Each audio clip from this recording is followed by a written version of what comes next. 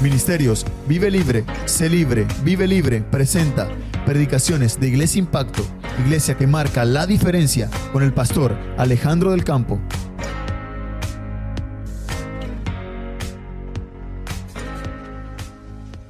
Vamos con la palabra del día de hoy. ¿Ya? Hoy tengo en mi corazón predicar acerca de un tema que se llama ¿Cómo vencer la tentación? Así que vamos a hablar un poco de esto y vamos a edificar nuestros corazones. Levantemos nuestras Biblias y confesemos. Esta es mi Biblia, esto es Dios hablándome a mí. Yo soy lo que dice que soy, yo tengo lo que dice que tengo, yo puedo hacer lo que dice que puedo hacer, estaré despierto, pondré atención, aprenderé y creceré en el nombre de Jesús. Amén. Muy bien.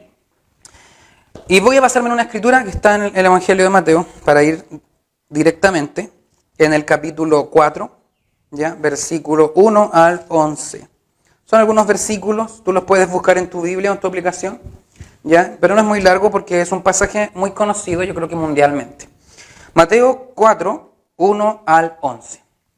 Dice así: Entonces Jesús fue llevado por el Espíritu al desierto para ser tentado por el diablo. Y después de haber ayunado 40 días y 40 noches, tuvo hambre. Y vino a él el tentador y le dijo: Si eres hijo de Dios, di a estas piedras que se conviertan en pan. Él respondió y dijo: Escrito está, no solo de pan vivirá el hombre, sino de toda palabra que sale de la boca de Dios. Entonces el diablo le llevó a la santa ciudad y le puso sobre el pináculo del templo y le dijo: Si eres hijo de Dios, échate abajo, porque escrito está. A sus ángeles mandará acerca de ti, en sus manos te sostendrán, para que no tropieces con tu pie en piedra. Jesús le dijo: Escrito está también, no tentarás al Señor tu Dios. Otra vez le llevó el diablo a un monte muy alto y le mostró todos los reinos del mundo y la gloria de ellos, y le dijo: Todo esto te daré si postrado me adorares. Entonces Jesús le dijo: Vete, Satanás, porque escrito está: Al Señor tu Dios adorarás y a Él solo servirás. El diablo entonces le dejó y aquí vinieron ángeles y le servían. Yo sé que muchos han leído esto o lo han visto en películas, ¿verdad? De una forma muy literal, es muy clara, está todo, técnicamente el guión para esas películas está escrito porque está basado en la escritura. A veces añaden más cosas, pero el punto principal de lo que vemos aquí es Jesús pasando por el tiempo de la tentación. Eso me da un poco de ánimo porque si el Señor pasó por tentación, entonces cuando yo paso por tentación también tengo esperanza de poder vencerla. Cuando estamos frente a la tentación, no tenemos que solo pensar que son cosas que a veces nos pueden hacer sentir bien. Muchas veces, yo creo que la mayoría de las veces las tentaciones son algo que te hace sentir bien o se siente agradable, pero tienes que entender que esto es a tu carne, más no a tu espíritu. Nuestro espíritu se siente mal con respecto a caer en una tentación, ya nuestro corazón, la parte más interna de nuestro ser, pero nuestra carne muchas veces quiere ceder, o mejor dicho, todo el tiempo, ya. De hecho, muchos se toman de la escritura que Jesús dijo que el espíritu está dispuesto o está listo, pero la carne es débil. Pero yo les quiero decir que Jesús lo dijo en base a oración. El contexto de eso es oración. La carne es débil para no orar. A la carne no le gusta orar, la carne siente que pierde el tiempo, se aburre, quiere dormir, habla a nosotros y nos dice pensemos en otra cosa, ¿me entienden? Pero el espíritu le encanta. Entonces eso en cuanto a oración y a resistir de repente el sueño para orar. Por eso yo le digo a las personas que tienen problemas de dormir, que tienen insomnio, la clave, la mejor solución, el mejor tratamiento o la mejor medicina es la oración. Si tú te trasnochas porque de repente estás preocupado, no malgastes tu tiempo tratando de hacer otra cosa. Puedes ir a la Escritura, leer la Biblia y orar. Y esto va a provocar en ti una paz. Jesús lo hizo. Hubieron algunas noches en que Jesús se trasnochó. Y cuando Él se trasnochaba, Él oraba. Y no estoy diciendo que necesariamente Él tenía insomnio. A lo mejor sí lo tenía porque estaba pensando en el plan de Dios para su vida. Él llevó a cargo la responsabilidad más grande, que era pagar por nuestros pecados y darnos vida. Y esto no fue un trabajo fácil, todos lo saben porque todos saben que Jesús murió, pero también que resucitó. Entonces la obra redentora de Jesús fue algo maravilloso que solo Dios podía hacer, que solo Dios podía hacer. Por eso Él cuando estaba trasnochando, Él se ponía a orar y en la noche más oscura, digamos, de de su vida, antes de ser arrestado y antes de ir a la cruz y morir, Él decidió orar, incluso en angustia. Por eso, cuando nos sentimos angustiados, no pensemos que la gente no nos entiende. La Biblia dice que Él también ha pasado por las mismas cosas que nosotros pasamos. La única diferencia es que Él no llegó a pecar. Por eso te digo que la tentación no necesariamente es algo que pueda sentirse agradable. Por ejemplo, deprimirse es parte de caer en la tentación. Cuando tú empiezas a pensar, pobre de ti, o te sientes mal y caes en una especie de autocompasión, eso también le agrada a la carne. Sentirse peor o inferior que los demás es parte de caer en la tentación. No solo creerse mejor o superior a los demás. Ambos extremos son malos, pero ambos son señal de orgullo. Jesús, cuando estuvo delante del diablo, o el diablo se le apareció, Él fue probado no solo con 1, 2 o 3 tentaciones. En Lucas dice, si no me equivoco, que Él fue tentado, bueno, en cualquiera de los evangelios, porque ahí está ya, dice que fue Él tentado con toda tentación. Cuando el diablo lo hubo tentado con toda tentación, luego se apartó. Entonces no es que Él fue 3 veces a Jesús y después ya no apareció más. Hubieron varias veces donde Jesús fue tentado antes de su ministerio, durante su ministerio también y al final también. Por ejemplo, no ir a la cruz también era una tentación. El proceso de tener que morir por la humanidad obviamente no fue algo sencillo. Fue algo que nosotros, si lo hubiéramos hecho, no tendríamos resurrección, pero Jesús tenía resurrección, ya porque Dios lo iba a resucitar a pesar de lo que pasó. Pero debemos comprender que Jesús también pasó por presión. En un momento Él sudaba como gotas de sangre, dice la Escritura. Entonces Jesús entiende lo que es ser tentado. A veces las tentaciones pensamos que es cuando un hombre es tentado por una mujer para engañar a su esposa y ser infiel. A veces pensamos que la tentación es solamente robar algo de otra persona porque pensamos que no se lo merece y que nosotros haríamos algo mejor y caemos en el pecado de la codicia. La tentación es codiciar y terminamos codiciando. A veces las tentaciones pueden ser muy agradables, pero a veces pueden ser deprimentes, ¿ya? Y realmente voy a decirles que todo puede ser agradable. Solo que no nos damos cuenta que la tentación de perder la fe también es grande. Cuando estamos pasando por una prueba, por una circunstancia, si estamos perdiendo la fe, estamos dudando, estamos empezando a preocuparnos, la respuesta es sencilla. No estamos leyendo la Biblia suficiente, no estamos creyendo que la palabra de Dios es la verdad, no estamos orando lo suficiente y no estamos pasando tanto tiempo con Dios. Esa es la razón. Pero dejar de tener fe, dejar de creer que todo es posible para Dios, dejar de creer que si yo creo a Dios, Él logrará o hará mi milagro porque tengo fe en Él, como lo hizo con muchas personas en la antigüedad. También Jesús lo hizo durante su ministerio y hasta el día de hoy lo sigue haciendo. Si perdemos la fe también es una forma de caer en tentación.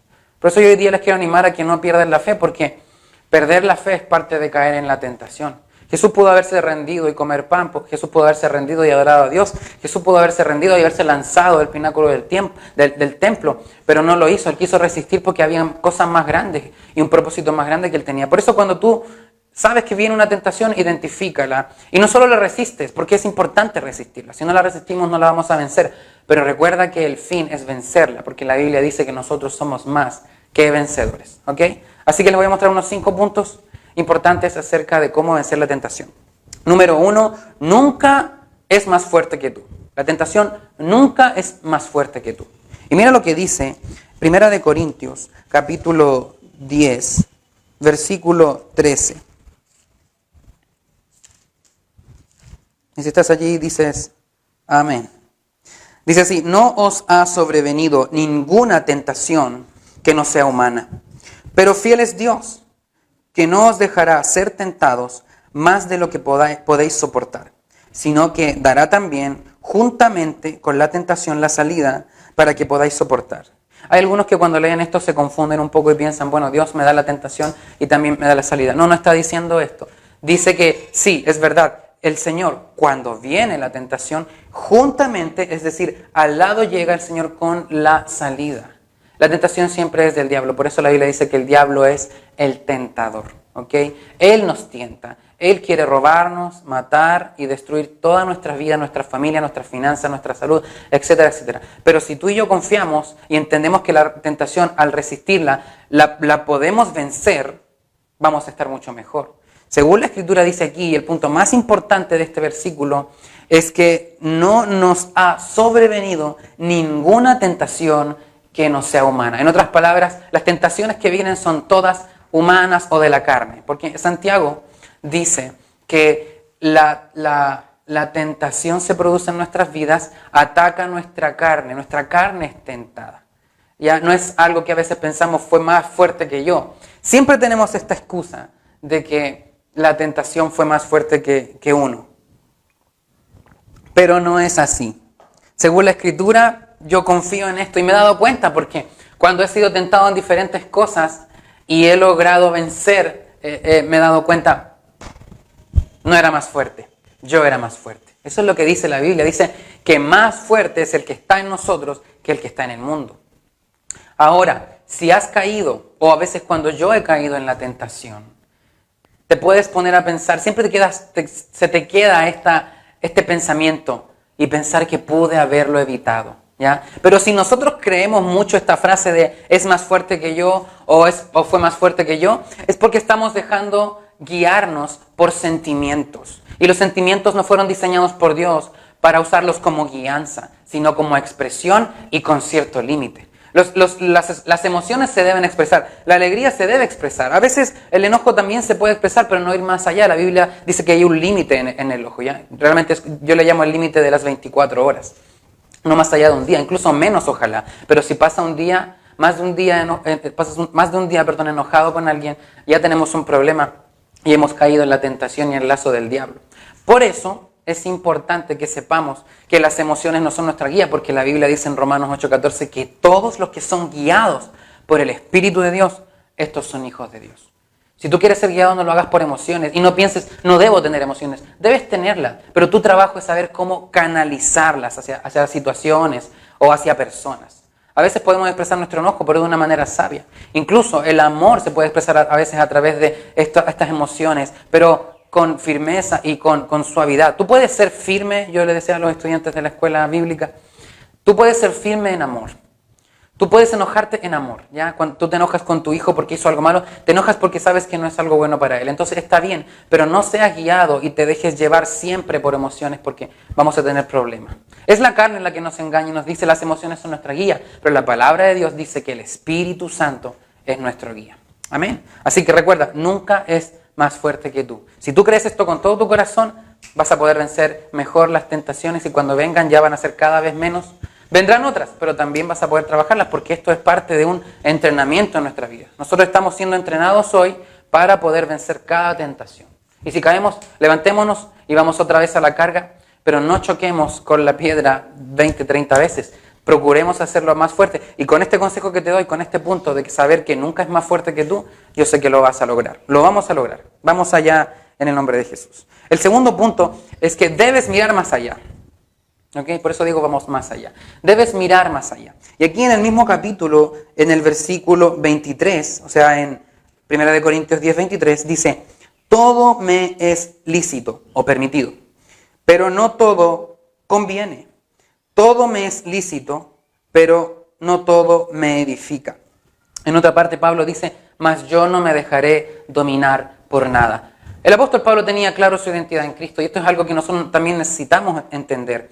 ¿Cuál es nuestra identidad? ¿Qué es lo que nosotros somos en Cristo? ¿Qué es lo que nosotros tenemos en Cristo? ¿Y qué es lo que nosotros podemos hacer en Cristo? Al ser nuevas criaturas tenemos estas características, pero no quiere decir que las sabemos automáticamente. Debemos trabajar en esto, en aprender qué es lo que dice la Escritura acerca de nosotros. Pero ten claro que hay cosas que vienen a tu vida que tú puedes hacer. En el fondo, si la expresión suena un poco fuerte ya, pero puedes hacer lo que te venga en gana. Tú puedes hacer lo que te dé la gana. Pero obviamente hay cosas que no te van a ayudar. Tú puedes matar, puedes robar, pero si lo haces tendrás consecuencias por esto. Todo tiene una consecuencia. O como la Biblia dice en Gálatas, que todo lo que el hombre siembra, eso también va a cosechar.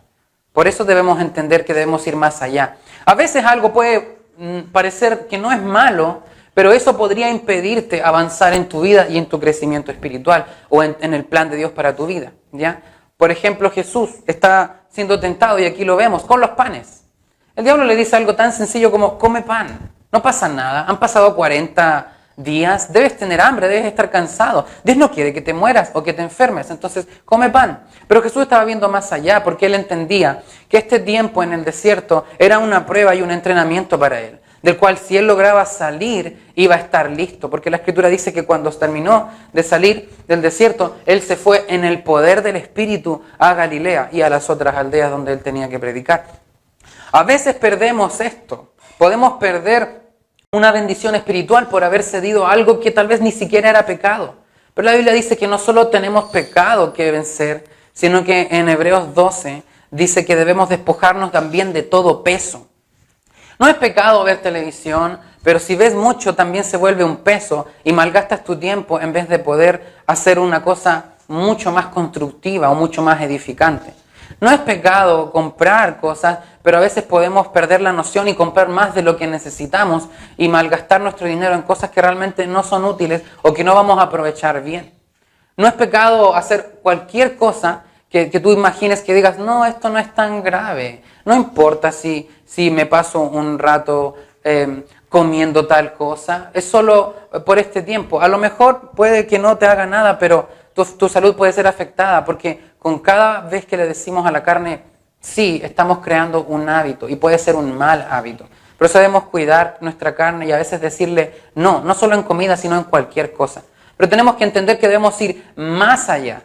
A mí me es permitido hacer todo. Como un líder de la iglesia o como pastor, yo puedo ir a hacer cualquier cosa. Hasta podría ir a un bar y tomarme unas cervezas y yo podría pensar no es pecado, pero no me conviene. ¿Por qué? Porque tengo mucho trabajo por hacer. Necesito ayudar a personas que están pasando por problemas, matrimonios que están débiles, gente que está enferma, ayudarlos con oración. Hay mucho por hacer, entonces no quiero desviarme. Si tú puedes decir, bueno, yo tomo pero no me emborracho, no es pecado. Claro, no lo es, pero analiza. ¿Es algo beneficioso? ¿Estás haciendo algo más que eso para crecer en tu vida? Si no lo estás haciendo, tienes que tomar decisiones. Jesús fue capaz de decir a un simple pedazo de pan o a unos panes, decir, no solo de pan vive el hombre, sino de toda la palabra que sale de la boca de Dios. Él estaba enfocado en su meta. Y Jesús logró hacer el plan de Dios para su vida porque Él se resistió a pequeñas cosas. Por eso la Biblia dice que si somos fieles en las cosas pequeñas, Dios nos va a poner por sobre mucho.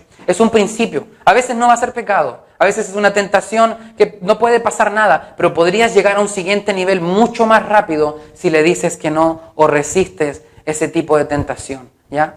Es importante entenderlo. Así que, aunque tú puedes hacer todo lo que tú quieras, analiza qué cosas serán más beneficiosas para cambiar tu vida y la de la gente que te está rodeando. El punto número 3, y aquí yo quiero ir más a algo que me encanta, ya que es acudir a la Biblia. Así que acude a la Biblia. Punto número 3, acude a la Biblia. Siempre tenemos que ir a la Escritura para esto. Y vamos a ir a Hechos, capítulo 4, versículo 29 y 30. ¿Ya? Aquí los discípulos en Hechos 4, 29 y 30 están orando, ¿ya? Hacen una oración porque están siendo perseguidos, vituperados por el diablo a través de personas que no quieren que prediquen la buena noticia de que Jesús resucitó y que ya Dios no está enojado con nosotros y que pagó por nuestros pecados y ahora hay un nuevo pacto y podemos servirle con todo el corazón y recibirlo en nuestro corazón, recibir salvación, sanidad, restauración, provisión, perdón. Es una gran noticia. Entonces ellos oran, pero no oran para que las cosas puedan cambiar. Mira lo que dice el versículo 29. Dicen orando, y ahora Señor, mira sus amenazas y concede a tus siervos que con todo denuedo hablen tu palabra, mientras extiendes tu mano para que se hagan sanidades y señales y prodigios mediante el nombre de tu santo Hijo Jesús. Me encanta esta oración porque yo pienso y veo que es una oración muy fuerte, me da mucho ánimo, es muy positiva. Porque a veces los hijos de Dios pensamos cuando nos va mal, Señor, mira las amenazas de estas personas, mira lo que me hicieron y queremos mandar fuego del cielo, condenarlos, juzgarlos, que el Señor los castigue, los reprenda, haga cualquier cosa a nuestro favor. Y reclamamos justicia pensando que la justicia es que reciban su merecido. Pero la justicia de Dios es más que eso. La justicia de Dios es cuando nosotros recibimos su bondad y su apoyo en los momentos difíciles. Nota que los discípulos no están orando para que las cosas cambien, para que dejen de haber amenazas, para que la tribulación se acabe. Ellos no están enfocados en eso. No te preocupes porque la tribulación viene. No, cambiarlo o cambiar la prueba no es el punto. El punto es decirle al Señor, mientras estas cosas pasan, yo te pido que me des más de nuevo. Esa palabra es osadía, energía, ímpetu, fortaleza para hablar de tu palabra. Ellos decidieron en sus corazones hablar la palabra pese a la circunstancia. ¿Por qué? Porque ellos creían que la palabra de Dios es más poderosa que cualquier circunstancia. Y no solo eso, dice que mientras hablaban la palabra, ellos oraron para que mientras se hablara la palabra, el Señor los respaldara con señales, prodigios, milagros, maravillas, etcétera, etcétera. Y es lo mismo que sucedió cuando Jesús subió al cielo. La Biblia dice en Marcos capítulo 16, versículo 18 al 20, no recuerdo bien, pero al final del capítulo, dice que mientras ellos iban y predicaban la palabra, el Señor les ayudaba con señales, milagros, maravillas que seguían la palabra. Entonces, cuando tú hables la palabra, hazlo de corazón. Y mi consejo, ya si tú quieres hacerlo, para comenzar a fortalecerte y decir, yo quiero hablar la palabra, yo quiero acudir a la Biblia. Bueno, lee el Salmo 119 en tu casa, ¿ya? Hoy durante la tarde lee todo el Salmo 119. Ese salmo es hermoso. Es muy largo, ¿verdad? Para muchos, pero está bien, es solo un capítulo. Y ese capítulo habla de la importancia que es deleitarse en la palabra de Dios. Habla de cómo limpiará al joven su camino, guardando la palabra, habla de deleitarse en la Escritura, y yo te quiero animar a que tú vivas esto. Entonces, lee el Salmo 119, medita en él durante esta semana, y tu vida va a ser diferente. Te vas a comenzar a enamorar de la palabra de Dios. Y señales, prodigios y milagros van a seguir, te lo aseguro, porque eso es lo que Dios quiere hacer. Quiere que mientras nosotros proclamemos la palabra, vengan las señales, vengan las cosas que le siguen a esto, por añadidura. Por eso Jesús dijo que si buscamos primeramente el reino de Dios y su justicia, todas las cosas que necesitamos vendrán por añadidura. A veces es comida, a veces es ropa, a veces es algo para beber, a veces es un carro, a veces es una casa, pero a veces son cosas como sanidad, provisión, restauración, libertad, etcétera, etcétera. Hay muchas cosas que vienen por causa de la palabra. Y no solo hagas esto de leer el Salmo 119, háblalo en tu casa. Ahora que tienes tiempo, enciérrate en tu cuarto o ve a la sala, o si tienes disponibilidad en todo tu hogar, tú camina leyendo esto en voz alta. Vas a notar una diferencia tan grande y tu corazón se va a llenar de fe en la palabra de Dios. ¿Ok? Así que hazlo. Otro punto es que no uses la palabra, ¿ya?, para un propósito egoísta. Eso es cuando uno toma la palabra para su beneficio carnal. ¿Ok? Por ejemplo, cuando queremos hablar de los esposos. La Biblia dice en Efesios que la esposa debe sujetarse al esposo, ¿verdad? Entonces, cuando los hombres leemos esto, queremos decir amén en nuestra carne, porque tenemos ese instinto de dominar cosas. Pero las esposas no son cosas, son personas. Y la Biblia dice que son como nosotros una sola carne. Entonces debemos cuidarla. Y más adelante dice que los esposos también tenemos que amarlas, ¿cierto? Y protegerlas. Entonces ahí es donde ellas también dicen amén. No nos gusta decir amén a los mandamientos que recibimos porque la carne se siente incómoda. Es lo mismo en Efesios cuando dice también, si no me equivoco en el capítulo 6 al principio, dice que los hijos deben obedecer en el Señor a sus padres porque esto es justo y es el primer mandamiento con promesa, ¿ya? Luego dice que los padres no deben exasperar a los hijos, ¿ya? O sea, hacerlos enojar. Entonces muchos hijos se toman de esa escritura para decir, es que mis padres me exasperan, por eso yo no los respeto. No está diciendo que tomemos el versículo para atacar a la persona. Tú tienes que cumplir con lo que la Biblia dice de ti. Si yo soy esposo, en mi caso, a mí me compete el versículo de amar a mi esposa, de cuidarla, de tratarla como a vaso más frágil, con honra, como una coheredera. Ese es mi trabajo. Mi trabajo no es aplicar el versículo donde habla de las esposas, porque eso es netamente para ella. Y si ella lo cumple o no, gloria a Dios porque lo cumple, ya en mi caso. Pero si te pasa que a ti, tu cónyuge, no cumple con el mandamiento, bueno, no te preocupes, cumple tú con el tuyo. Es algo entre tú y Dios. Hijos, si sus padres los exasperan y los hacen enojar, cumple con el tuyo, hónrales igual. No está diciendo que si te exasperan no los honres. La Biblia dice que el mandamiento de honrar también es el mismo para los padres. Si los padres ven que sus hijos no los honran, ustedes pueden trabajar en no hacerlos exasperar. Y es muy difícil porque normalmente los hijos, ¿cierto?, son más difíciles que los papás, casi siempre, a veces no. Pero si eres un hijo y tus padres te exasperan, sigue honrándolos. ¿Cómo lo puedes hacer? Hablar bien de ellos. O si vas a decir algo feo, mejor no digas nada, ¿ya? En tu matrimonio, nunca hables mal de tu cónyuge, nunca hables mal frente a otras personas. No hables mal de tus padres, no hables mal de tus hijos, no hables mal de nadie de tu familia. Si quieres conversar porque tienes algún problema familiar, a puerta cerrada. Como dice un refrán por ahí, que la ropa sucia se lava en casa, ¿verdad? Bueno, esto es cierto, es lo que tenemos que hacer. Defiende a tu familia, protégela, pero en interno puedes conversar de las cosas que realmente son complicadas, con lo que hay problema, y ayudar. Pero nunca utilices la Biblia para atacar a la gente en una forma negativa y condenatoria, porque esto no nos enseña el Evangelio. El Evangelio nos enseña que debemos restaurar, dice en Gálatas capítulo 6, a las personas que caen en pecado con espíritu de mansedumbre. Otra versión dice con ternura. ¿Ok? Y mira, para respaldar esto de no usar la Biblia para un propósito egoísta, voy a leer Segunda de Pedro capítulo 3, versículo 15 y 16. Esto está casi al final, ¿ya? Segunda de Pedro 3, versículo 15 y 16. Sé que está en la pantalla, ¿verdad, Víctor? Sí, está, ok. Segunda de Pedro 3, 15 y 16. Dice el apóstol Pablo hablando: y tened entendido que la paciencia de nuestro Señor es para salvación. Nota que Él es paciente para salvación, no para condenación. Como también nuestro amado hermano Pablo, según la sabiduría que le ha sido dada, os ha escrito, casi en todas sus epístolas, hablando en ellas de estas cosas, entre las cuales hay algunas difíciles de entender, las cuales los indoctos e inconstantes tuercen, como también las otras escrituras, para su propia perdición. Nota que el apóstol Pedro está diciendo del apóstol Pablo, que es su hermano en la fe, que él tiene una sabiduría, ¿cierto?, grande, y él conoce de cosas que a veces son difíciles de entender, y esas cosas difíciles de entender de la palabra de Dios, hay personas que son indoctas, que quiere decir que no tienen el conocimiento, ¿ya? Y luego dice inconstante, aquellos que no perseveran nunca en la palabra que están. Mira, un inconstante es el que solo lee la Biblia los domingos, ¿ya? Lo siento, es verdad, si te cae el guante puedes tomarlo, ¿ya? Pero durante la semana no la leen, entonces eso es ser inconstante. Inconstante es que tú a veces crees, a veces no, a veces crees, a veces dudas. Entonces, una persona inconstante, dice la Biblia, que no puede recibir nada de Dios, pero una persona de fe sí.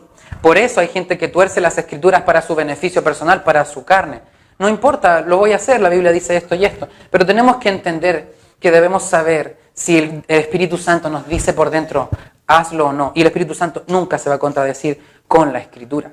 Debes entender que hay cosas en tu vida que debes saber si hacer o no, dependiendo si vas a atacar a alguien. Cuando es egoísta es cuando dañas a otra persona, ¿ya?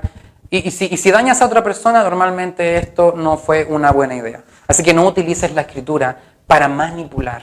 La Escritura no es para manipular. Dice la Biblia que toda la Escritura es inspirada por Dios, útil para enseñar, redarguir, corregir e instruir en justicia, a fin de que seamos enteramente capacitados para toda buena obra. La palabra es para esto, no para contender, sino para ayudar a la gente a acercarse a Dios. Y por último, número 5, creo, aunque no he dicho ningún número, pero el número 5 es: no ames más tu vida. Eso es muy importante, ¿ya? No ames más tu vida. Y para esto quiero primero ir a Apocalipsis, capítulo 12, versículo 11. Aquí estoy. Apocalipsis 12, versículo 11. Dice, hablando de los creyentes: y ellos han vencido por medio de la sangre del Cordero y de la palabra del testimonio de ellos, y menospreciaron sus vidas hasta la muerte. Otra versión dice que no tomaron en cuenta sus vidas como algo más importante, ¿ya?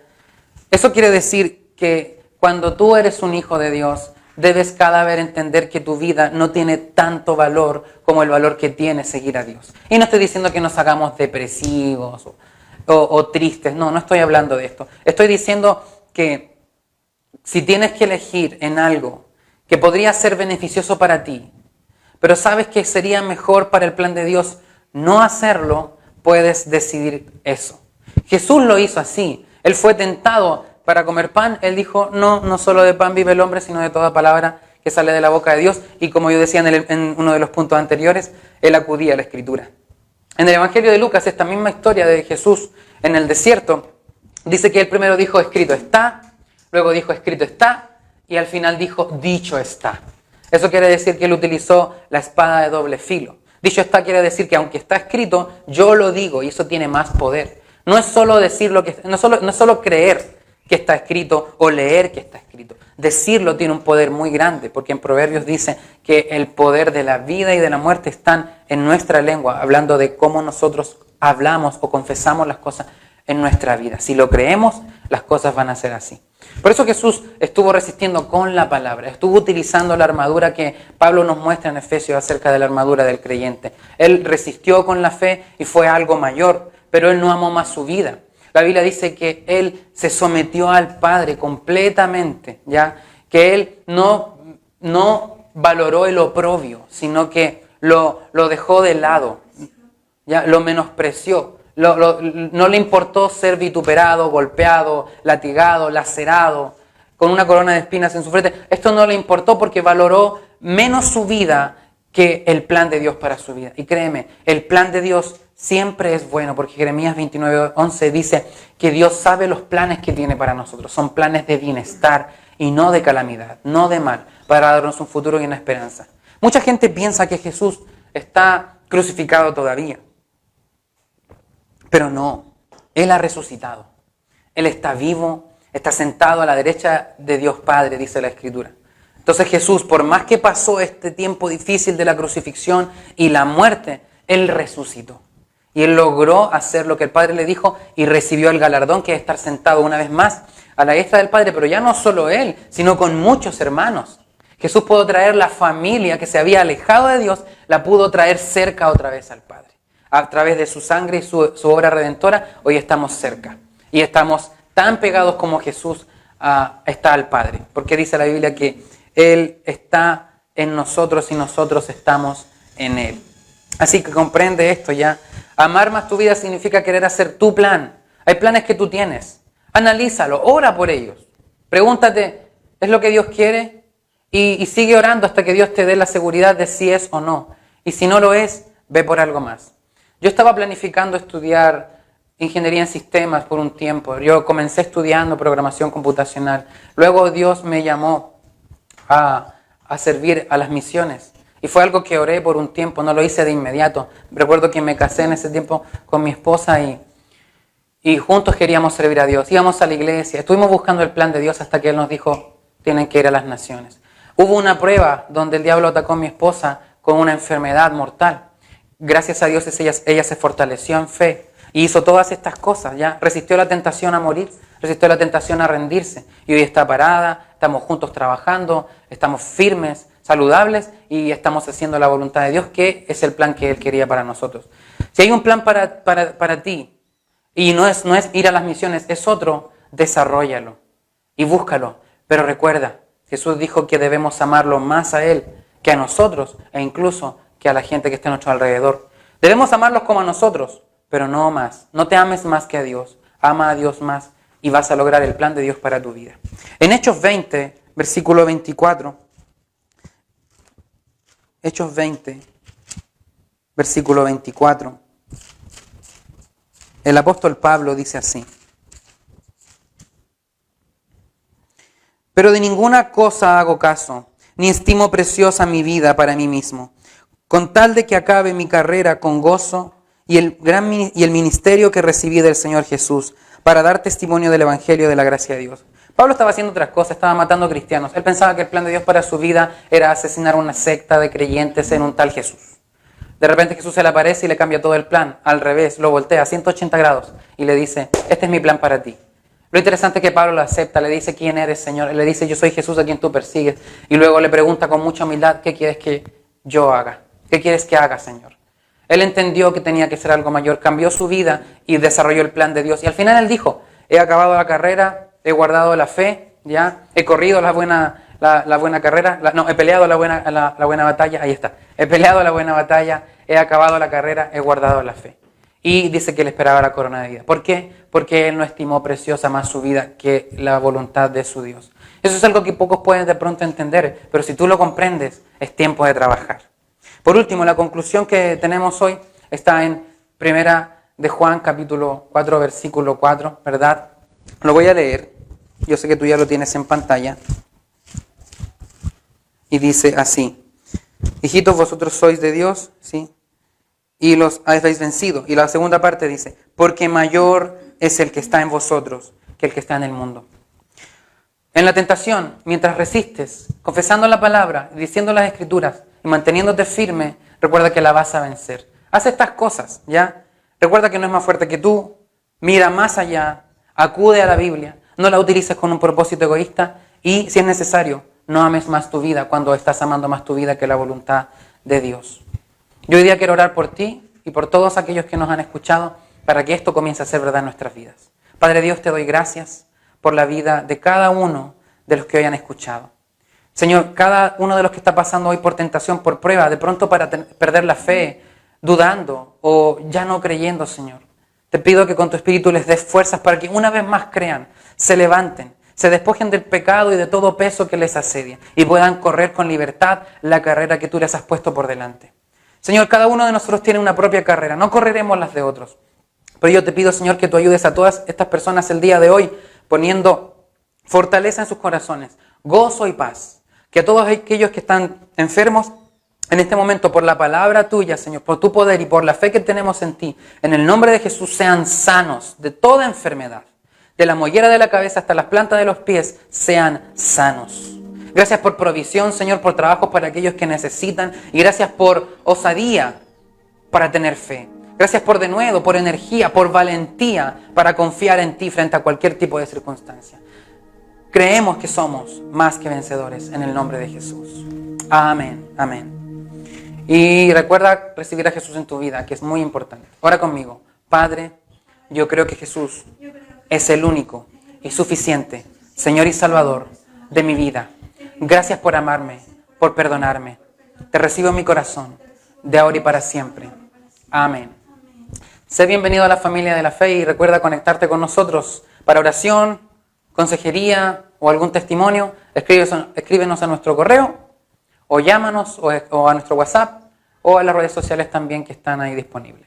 También si quieres dar una ofrenda y tienes en tu corazón hacerlo con mucho amor y gratitud, puedes hacerlo también a los medios que ya están apareciendo en pantalla. Puedes contactarte con nosotros y no olvides confesar, anda y crece, te veo pronto. Amén.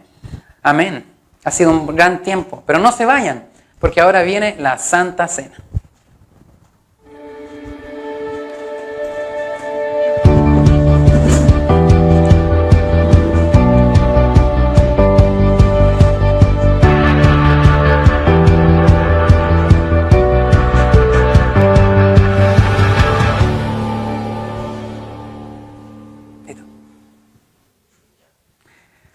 Bien, y ahora estamos para tomar esta hermosa Santa Cena juntos. Está a mi lado mi hermosa esposa, la pastora Ana María, y nuestro aquí gran líder, Víctor Barros, que está siempre ahí en todo lo que es audiovisual. Bueno, si tú ya te preparaste, recuerda tomarte fotitos para tener buenos recuerdos de estas Santas Cenas virtuales que estamos teniendo hoy el día. Pero no estamos lejos, estamos cerca y somos un solo corazón. Así que si tienes ya ahí el vino y el pan, puedes tomarlos juntos y vamos a recordar primero que el Señor dijo en los Evangelios, en Marcos capítulo 14, dijo que Él tomó el pan, lo partió y lo dio a sus discípulos y dijo, este es mi cuerpo que será molido por sus pecados, por vuestros pecados. Hoy recordamos que este pan, representando y simbolizando el cuerpo de Cristo, cuando lo comemos estamos aceptando su sacrificio y que cada golpe que Él recibió fue en favor nuestro. Que cuando Él dijo, Dios mío, ¿por qué me has desamparado? Fue para que nosotros nunca más lo pudiéramos decir. El Señor está ahora con nosotros y gracias a Jesús y su hermoso cuerpo molido y su sangre hemos sido reconciliados con Él. Aceptamos este hermoso sacrificio. Padre, te damos gracias por haber enviado a Jesús y por haber muerto por nosotros y haber sido molido por nuestros pecados, Señor. Y Padre, recordamos con esto que por su llaga fuimos sanados. Comamos del pan en el nombre de Jesús. Amén. Gracias, Señor. Declaramos, Señor, libertad en este momento en los corazones de aquellos que se sienten oprimidos. Tomamos la Santa Cena creyendo que hay sanidad, salud, poder, restauración y libertad a través de este acto de fe, Padre. Gracias, Padre. En el nombre de Jesús. Aleluya. Y también dice la Biblia que Él tomó el vino y dijo, esta es la sangre del nuevo pacto que por muchos es derramada. Y que hagamos esto en memoria de Él. Oremos, Padre, gracias por tu sangre. Dice tu palabra que tu sangre nos acerca a ti. Y por eso hoy bebemos de ella, creyendo, Señor, que hoy hay libertad en nuestras vidas, que te recibimos en nuestro corazón y creemos que tú hiciste el sacrificio perfecto para restaurarnos y para reconciliarnos con el Padre y hoy ser hijos amados. Gracias, Padre. Gracias por tu sangre, Jesús, en el nombre que es sobre todo nombre, Jesucristo. Amén. Podemos beber la copa. Aleluya. Gracias, Señor. Ahora hay sanidad en el nombre de Jesús. Por su llaga fuimos sanados. Amén. Gracias, Padre. Aleluya. Gracias por compartir esta hermosa Santa Cena, esta hermosa comunión con el Señor. Recuerda que cuando lo hacemos, anunciamos que el Señor no solo murió, sino que también viene por nosotros y lo esperamos con mucha alegría, con mucho gozo. Amén. Bueno, ha sido un privilegio conectarnos. Que tengan una linda semana. Recuerda que martes y jueves también nos reunimos en la semana. Contáctese con nosotros. Los amamos y esperamos que sean muy bendecidos toda esta semana aplicando la palabra de Dios. Que tengan una linda tarde. Nos vemos pronto.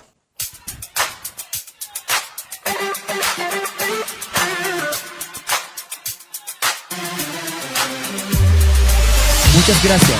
Esperamos que haya sido de bendición este mensaje. Suscríbanse para no perder ningún video. Compartan con sus familiares y amigos. Dios los bendiga.